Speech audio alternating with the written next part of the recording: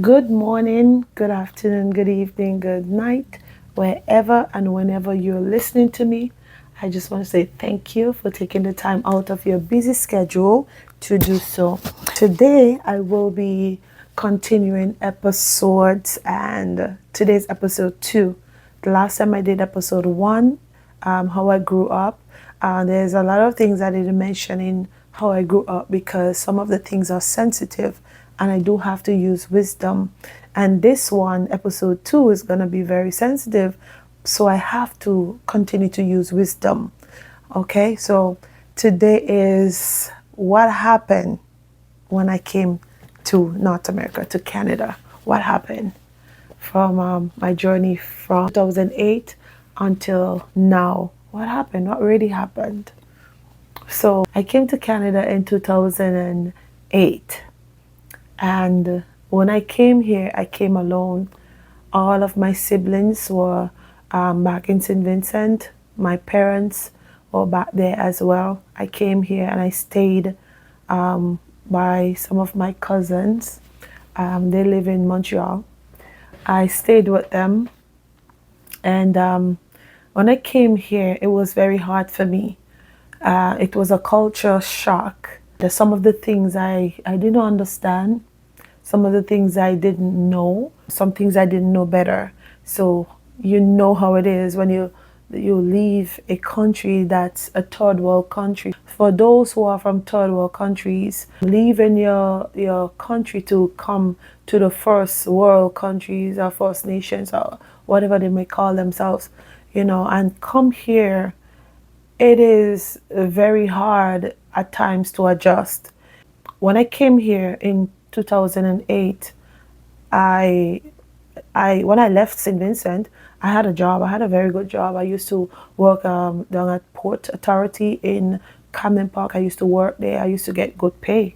Like I used to get good pay. I used to be in the office. I used to work in the office to sign the papers and stamp them when you're gonna go pick up any barrel, parcel, whatever. That was my job, to sign your papers and stamp them. For those who saw me there before, they know I used to work there.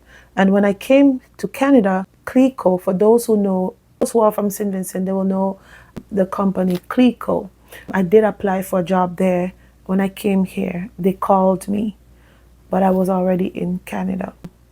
Coming here and had to start from scratch, it was never easy because when you come here, especially when you don't have your documents to stay in the country, it's rather difficult, very, very, very difficult. Staying with my cousins, they did their best to help me throughout my journey being here. My cousin did get me a job, babysitting job,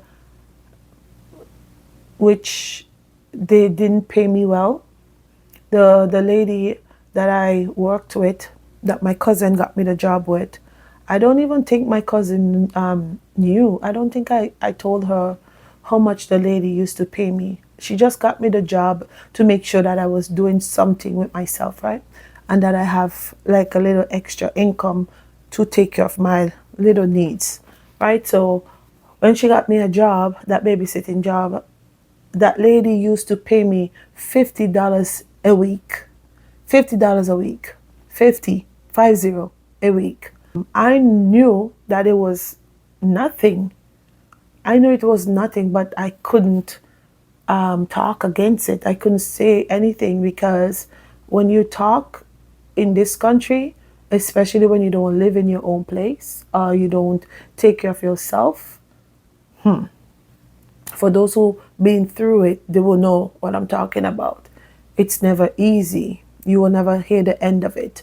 So I don't think I ever told my cousin how much the lady used to pay me. But anyways, babysitting for that lady, I had a very good time. She was very nice to me. Her husband was nice to me. The lady that I used to babysit with, they were okay with me. The only thing, they never paid me what I deserved. They underpaid me, like really underpaid me, but they were very nice to me.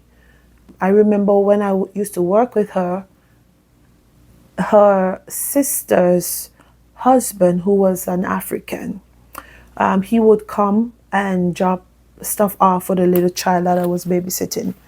He used to drop like something like milk and stuff like that. So in the morning, I have to collect it before he goes to work. And one time he made a move at me. And when he made that move at me, I didn't like it, but I didn't know how to tell my cousin and what happened. So I didn't say anything. I ignored the man. I took whatever he brought for the child and I closed the door. I was uneasy in my spirit. For those that know me, they know that I don't like those kind of things.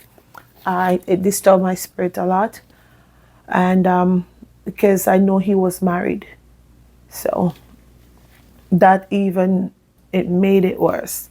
He made a move at me again the next day when he came. So I decided to tell my cousin.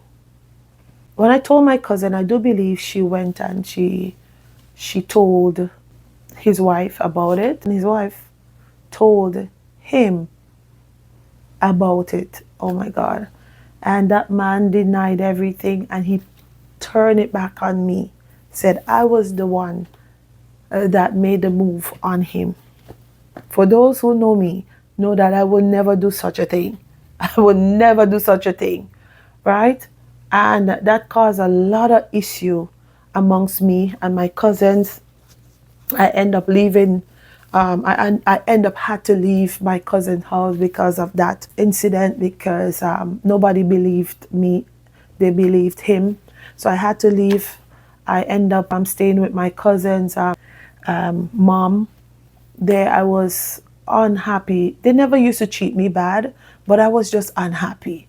That's just it. I was just unhappy because I was trying to adjust, but I couldn't because I didn't get the fair chance to really adjust and really do the things that I would want to do. I was just unfairly cheated because of all the lies that was told on me, right? So I remember I used to cry every day, every single day. I used to cry and I used to get very sick. Like the winter used to make me so sick. So I used to be sick to the point where I can't breathe. I can't breathe out of my nose. It's just my mouth, right? That's how bad it used to be. And I didn't really have anyone to help me. I didn't have any help, right? No help at all. And I wasn't working at that time. But the thing is, my cousin husband, mom, she was nice to me, right? And she never showed me a bad face. She never treated me bad. But the thing, I wasn't okay. I wasn't comfortable. I wasn't happy. So I used to cry every day. And I remember one time she told me, she said, "You're crying, but I had a dream and I saw you as an angel. But you don't even know who you are. Stop crying." And when she told me that, that really made me see myself different than what I was thinking of my own self. And that kind of helped me to stop crying and really take life one day at a time.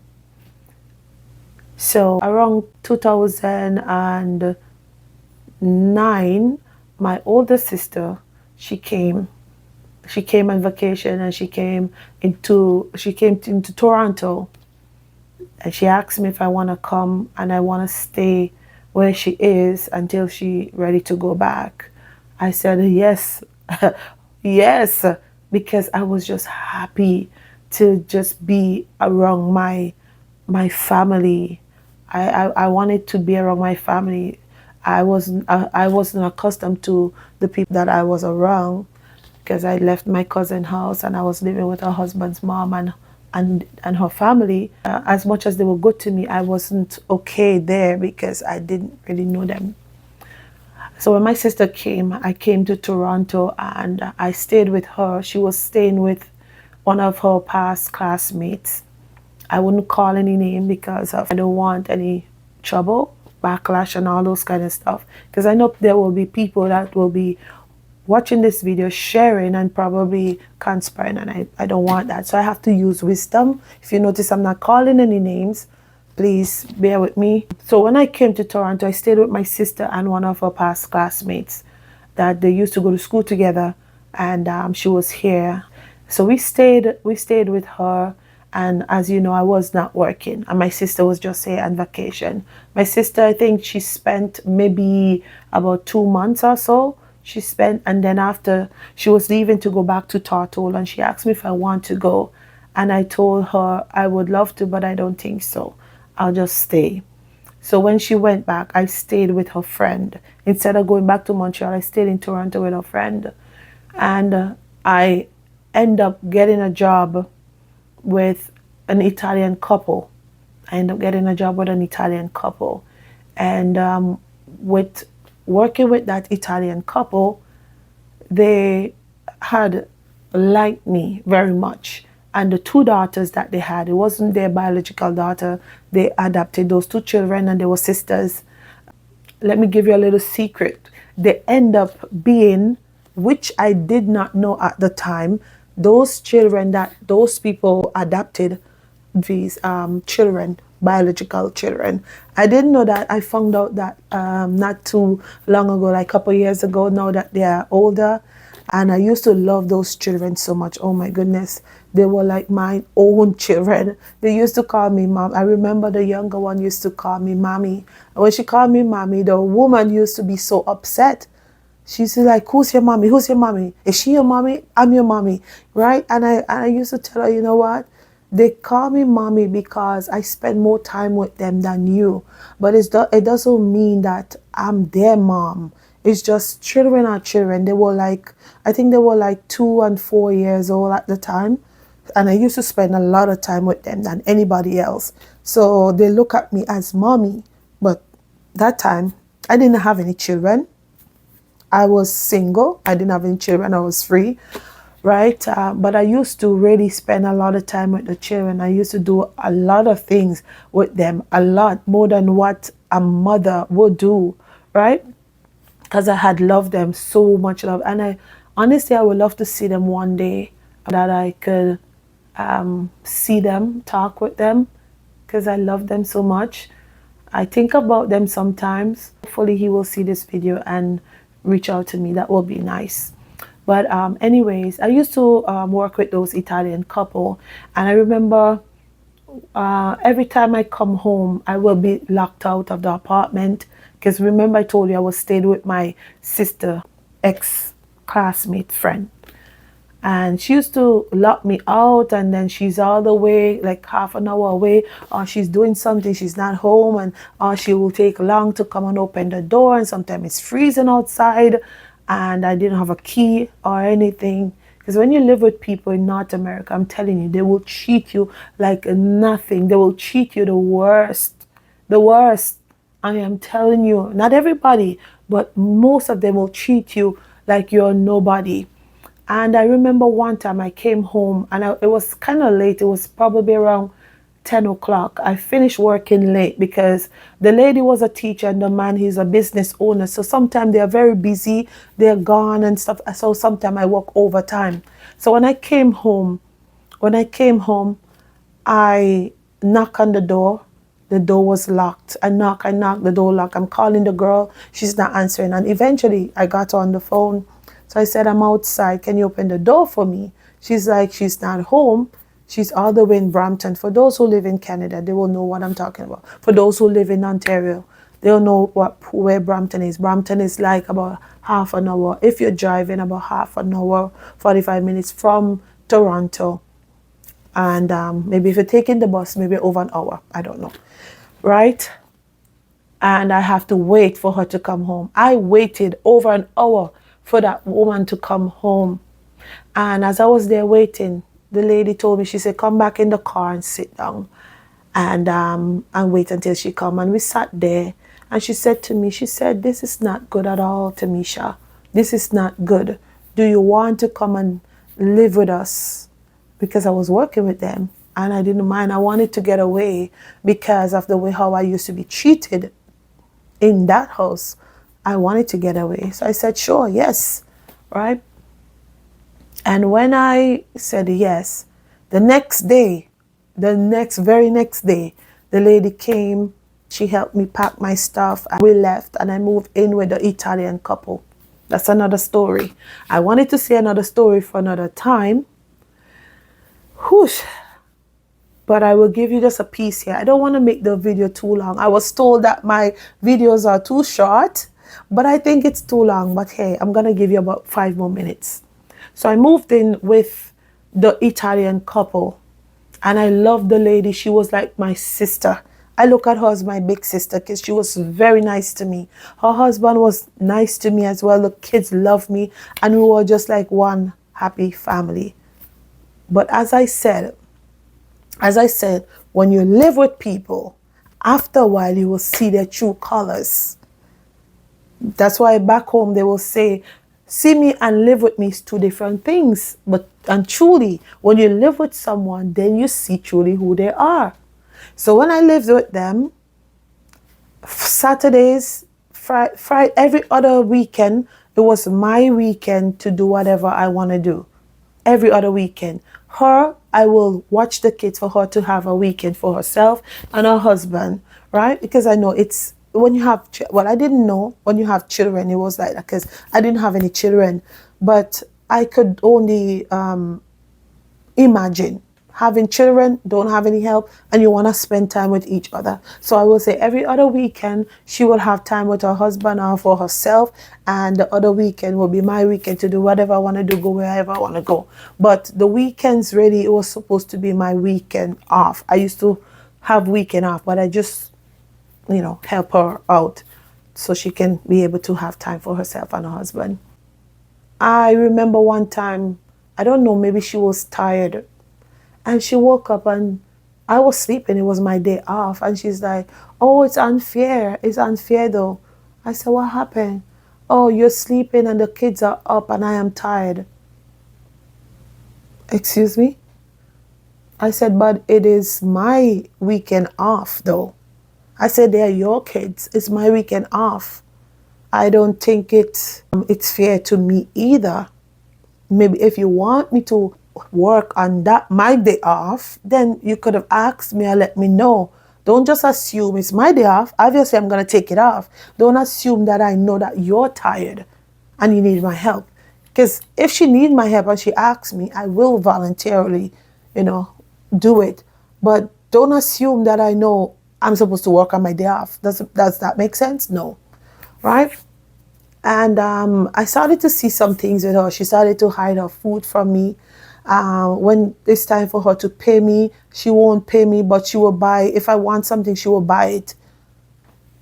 And I'm like, I'm working for nothing because she doesn't want to pay me. She's making the money. She's a teacher. Her husband is an owner of business. And they won't pay me. But if I want something, they will buy it. But to give me my money, my pay, they won't do that. So what I used to do, when my day off or my weekend off, I leave. I leave on Friday evening and I don't come back until Sunday evening. I leave. I used to do that. Right? After a while, I find it was very unfair to me. So one time, it was my weekend. I remember those times I used to go to clubs. So Carl Wolf. I don't know, for those who know Carl Wolf, one of my favorite singers. He sing the song, I bless the rain down in Africa. He sing that song, right? And I used to love that song so much. I used to love it. So I heard he was coming, and those people, the Italian people, they had a lot of great contacts. Like most of their friends were like business owners, managers, CEOs and stuff like that. Like I met a couple that they used to come to the house, right? Celebrities and stuff, they used to come to the house. So when Carl Wolf was coming, I got to go because the person who owned the club where Carl Wolf was coming was their best friend, the Italian couple best friend. So I get to go, and I got to go in for free. I even met some celebrities there. And when I was going, the husband made a move at me and he said, you're going to be my girlfriend for the night. So I said, what did he say? You're going to be my girlfriend for the night. I said, I'm going to be your girlfriend for the night. I said, I will never do that. I said, your wife is like my sister. She's like a mother to me. I said, why do you think I would do something like that? And he was pissed off. He was upset at me for the entire night. He didn't talk to me. He did not talk to me from that moment. He didn't talk to me. And that thing bothered me for the entire week. It bothered me. And I wanted to tell the wife. I wanted to. And I'm like there, and it's bothering me. Every day it's bothering me. And one day I said, you know what? I can't do this anymore. I have to let her know. I have to. And I told her, I said, I have something to tell you. But please don't let them know that I tell you, because I don't want to break their marriage. And I will tell you what happened next in another episode. I will try to do the next episode after this or later today. I will try to do the next episode. This one, I will leave it right here. So stay tuned for the next part of the episode that's coming. What happened after I told the wife what the husband said. See you soon.